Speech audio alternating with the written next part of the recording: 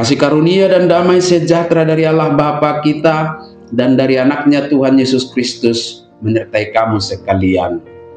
Amin. Shalom saudara-saudari sahabatku semua di dalam nama Tuhan Yesus. Firman Tuhan yang menyapa kita di akhir pekan ini, hari Sabtu tanggal 4 Oktober 2025, tertulis di dalam kitab Amsal pasal 29 ayat 25. Mari sahabatku, kita simak dan renungkan firman Tuhan yang menjadi kekuatan dan inspirasi untuk menjalani hari ini. Demikian. Takut kepada orang mendatangkan jerat, tetapi siapa percaya kepada Tuhan dilindungi. Biar mida zolma mabahet jorgong, alai manang ise namar haposat tu Jehovah gabeti bulsogot. Demikian firman Tuhan.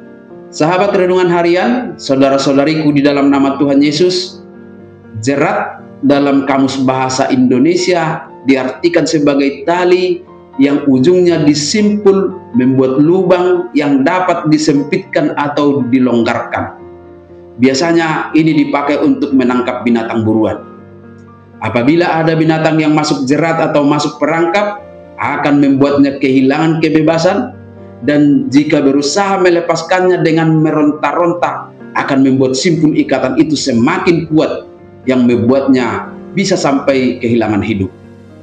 Kata jerat dalam pemaknaan yang demikianlah yang dimaksudkan penulis Amsal dalam nas harian kita hari ini. Salah satu jerat yang dapat menghilangkan kebebasan bahkan hak hidup bagi manusia adalah ketakutan atau rasa takut kepada sesama manusia. Takut kepada manusia yang dimaksudkan di sini adalah sebuah respon berlebihan kepada orang lain yang membuat seseorang akhirnya menggantungkan sikap dan prinsip hidup, pikiran dan tindakannya kepada seseorang yang ditakuti itu. Seolah-olah kemutlakan atas hidupnya sudah ditentukan oleh sosok atau orang yang ditakuti. Penulis Amsal berkata, ini sama saja sedang menjeratkan diri, terperangkap kepada kekuatan orang lain.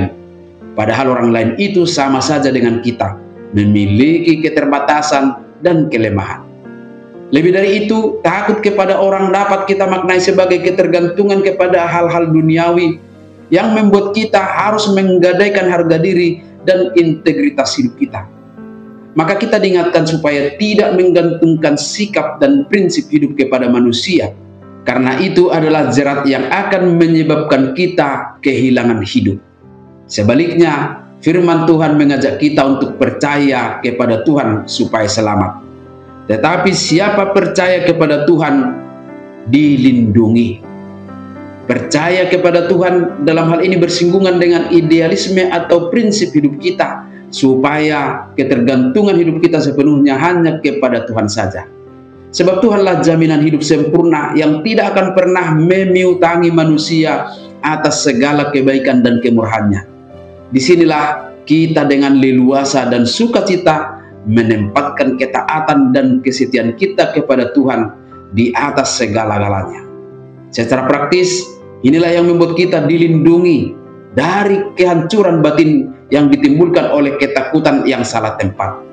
Kita aman karena kita berada di bawah otoritas yang benar, yaitu dalam perlindungan Tuhan Allah. Amin. Selamat berakhir pekan, selamat beraktivitas, Tuhan memberkati.